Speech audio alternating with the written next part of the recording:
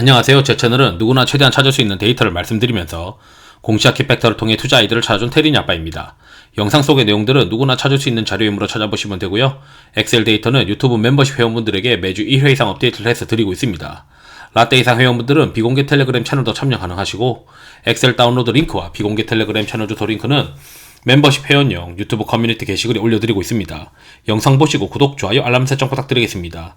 유사 투자 전문 법령으로 인하여 댓글 기능을 정지해 놓았습니다. 양해 부탁드리겠습니다. 제가 이 영상을 2024년 12월 3일 이제 저녁에 찍고 있는데 12월 3일 시장이 참 좋았어요. 오늘 이제 간만에 이제 아침부터 외국인의 어떤 선물 매수가 강하게 들어오면서 시장이 좀 반등을 했는데 비차익 프로그램 매수도 많이 발생했죠. 그런데 이제 아직 안심이 안 되고 있어요. 안심이 안 되는 이유가 아직까지 이제 환 쪽에서 달러가 진정이 되고 있는 모습이 아니다. 그래서 어떻게 지금 보고 있는지 같이 한번 고민해 보도록 하겠습니다. 이건 디스클레이머고요.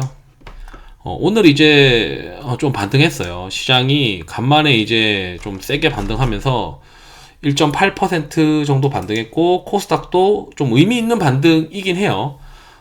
지난번에 있었던 음봉을 그래도 좀 덮으면서 요게 이제 약간의 과매수가 나오면서 손바뀜이 그래도 좀 있었어요. 그런데 이제 여전히 지표상으로는 최근에 이제 피어 앤 그리드 오실레이터 제가 관리하는 데이터로는 내려가는 추세인 것이고, 그리고 특정 업종 강도 지수라고 있는데 이게 굉장히 낮은 권에 있어요. 낮은 권에 있을 때는 이게 올라갈 때 시장이 이제 떨어지는 경우가 종종 경험을 하거든요. 그렇다면 이 지표가 틀리려면 제가 봤을 때 아마 외환 쪽에서 뭔가 방향이 바뀌어야 된다라고 이제 생각을 합니다. 우선은 이게 의미 있는 반등이라고 우리가 간주를 해보고 외국인이 뭐 샀는지 한번 컨셉을 한번 우리가 살펴보도록 하겠습니다. 여기서 외국인은 밸류업이랑 바이오, 그 다음에 이제 이수페타시스는 이제 유상증자 관련해서 제동이 걸리면서 그리고 제이오 인수가 이제 제이오 인수를 하지 않을 것이다 라고 하는 기대감 때문에 수급 주체들이 좀 다 달라붙었던 종목이고, 여기 내려가서 보면은 여기도 은행, 보험, 그리고 뭐 2차전지는 이제 바스켓으로 이제 샀을 거라고 보고 있고요. 전력기기, 또 은행 있고요. 그래서 밸류업이랑 고배당 관련된 밸류업들, 그 다음에 방산 이런 것들을 많이 산 것 같아요. 그리고 바이오가 일부 이제 눈에 보이고 있고요.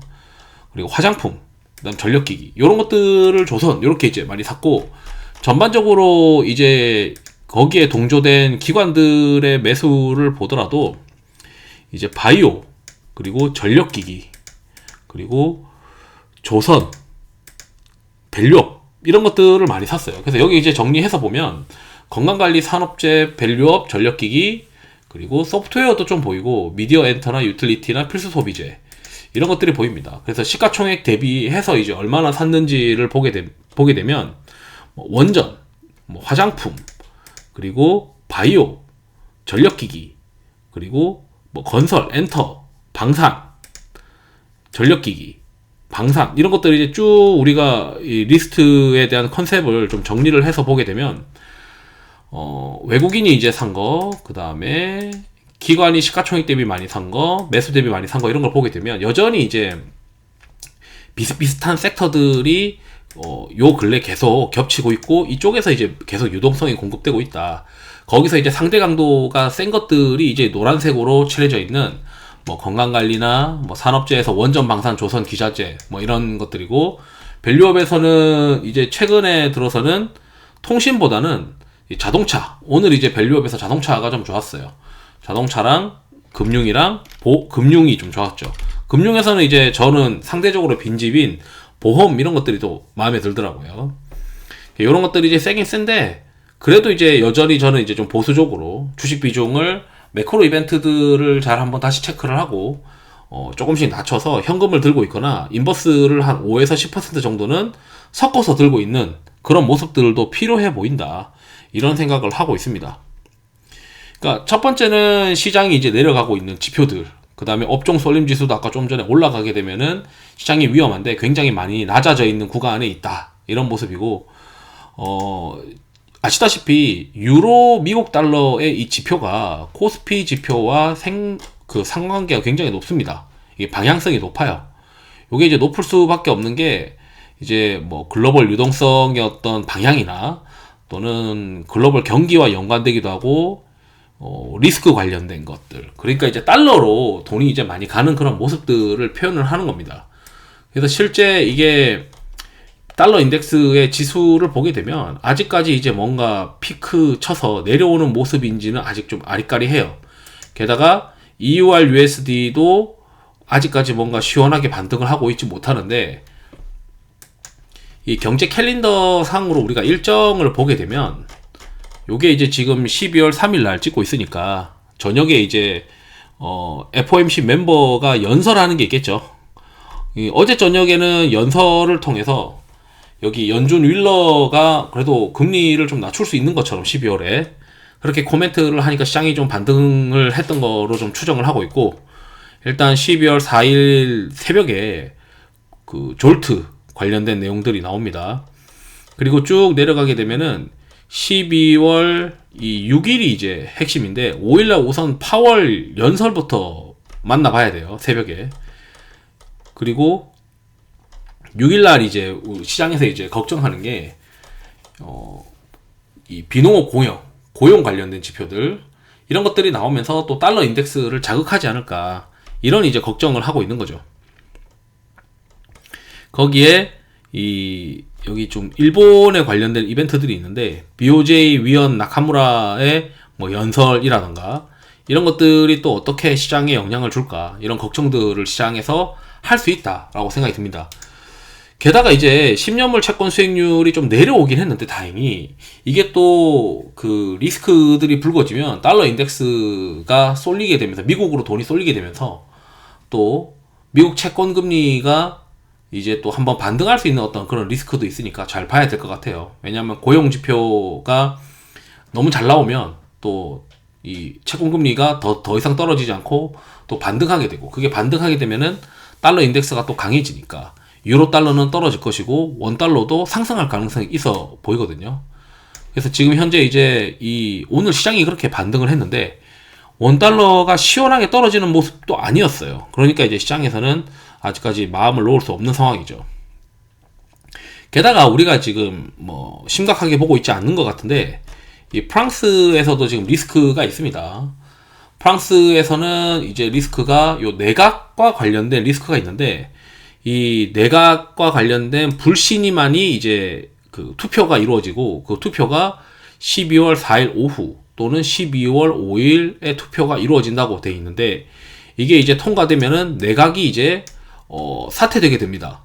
그러면서 이제 프랑스 정부의 어떤 붕괴가 현실화되면은 프랑스 국채의 국채 금리가 이제 또 튈 수 있고, 거기에 이제 유로 달러가 이제 급락하게 되는 건데, 유로 달러가 이제 더 떨어지게 된다는 거는 원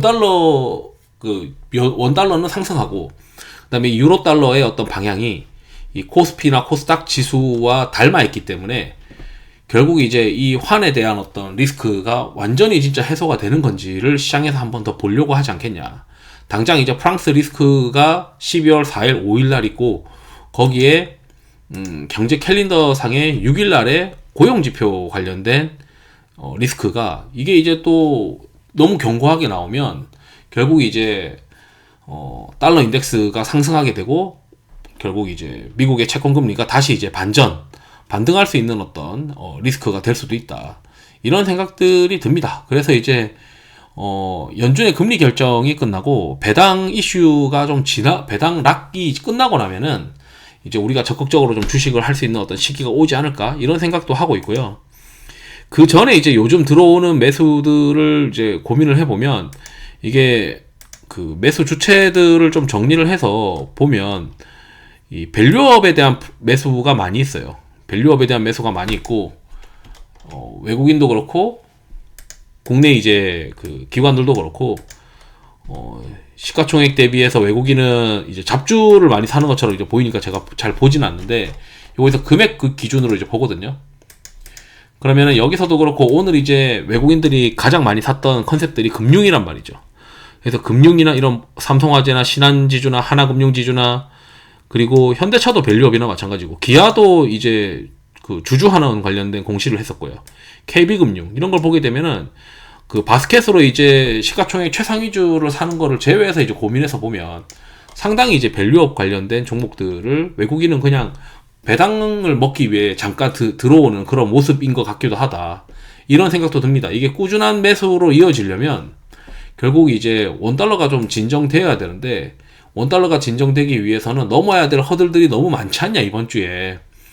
게다가 이제 뭐 프랑스에 대한 리스크, 미국 채권 금리가 상승할 수 있는 것들, 고용 지표에 대한 것들, 그런 이제 리스크가 있는데, 게다가 지금 현재 피어 앤 그리드 오실레이터나 업종 쏠림 지수는 피어 앤 그리드 오실레이터 내려가면서 이제 시장과 이제 같은 방향으로 가니까 반대 방향으로 가고 있는 업종 쏠림 지수는 또 올라갈 수 있는 리스크가 있어가지고 계속 이제 좀 조심하자, 이런 생각을 가지고 있습니다.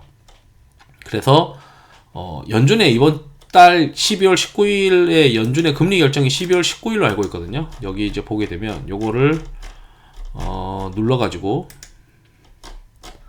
이건 필터지, 필터 말고 날짜를 이제 체크하는 게 있어요. 적용하면 되고, 여기 날짜를 체크하는 게 있는데, 이 날짜에서 다음 주나 이런 거를 이제 좀 보게 되면 여기서 이제 다음 주에 그 이벤트의 물가지표, 이런 것들도 11일에 한 번 더 만나봐야 되고, 여기서 이제 요번 달 말까지 이렇게 적용해서 이제 보게 되면 연준의 금리 결정이 12월 19일에 있습니다. 이 내용이 이제 어느 정도 확정이 되고, 그리고 그러고 나면 이제 시장에서 좀 단기적으로 불확실성이 해소되지 않을까? 이런 이제 기대를 하고 있거든요. 그래서 이제 요 때랑 그 다음에 20일에 또 일본의 물가지수가 있어요. 일본의 이제 물가지표. 그래서 이제 그 배당락이면 어느 정도 이제 12월에 웬만한 리스크도 다 반영되고, 2025년도를 바라보고 이제 주식을 플레이할 수 있고, 항상 이제 1월달은 그래도 시장이 좋았었으니까 1월달 기대감으로 12월 말부터 매수가 좀 가능하지 않을까, 뭐 이런 생각들을 지금 하고 있거든요. 그래서 뭐 제가 이제 너무 우려하는 거일 수도 있어요. 달러 인덱스나 뭐 너무 외환 쪽에 아직 방향이 잡히지 않는, 그러니까 원달러부터가 내려가지 않으니까 지금 이렇게 고민하는 건데, 어느 부지불식간에 갑자기 이제 내일부터 당장 뭐 외환에 대한 리스크가 해소가 되는 그런 방향이 될 수도 있으니까 계속 이제 우리는 이제 달러 인덱스를 보고 있어야 되고, 저는 이런 거죠. 내일 만약에 시장이 한 번 더 상승을 하는데 원달러가 충분히 내려오지 않고 달러 인덱스가 크게 이제 그 방향이 바뀌지 않으면 이 시세는 단기적인 반등일 가능성이 높다. 그래서 계속 이제 여기에 도취되면 안 된다, 이 이야기를 좀 하고 싶거든요. 그래서 달러 인덱스나 그 다음에 환, 그리고 단기적으로는 프랑스의 정치 리스크, 그리고 고용 지표, 이런 것들을 잘 챙겨보자. 이상으로 영상을 마치도록 하겠습니다. 투자에 도움 되시길 바랍니다. 감사합니다.